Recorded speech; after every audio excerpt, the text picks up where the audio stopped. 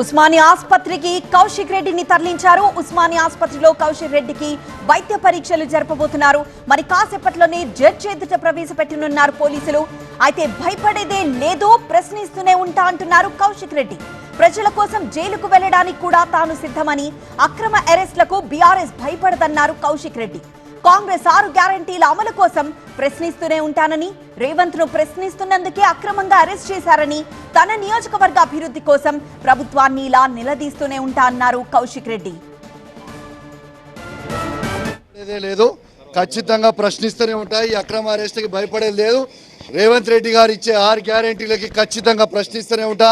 నా హుజరాబాద్ నియోజకవర్గంలో దళిత బంధు ఇచ్చే వరకు కూడా ప్రశ్నిస్తూ ఉంటా. ప్రజల కోసం జైలుకు పోవడానికైనా సిద్ధం, కానీ ఎటు పరిస్థితుల్లో మాత్రమే ఇంట్లోకి పోయేది లేదు.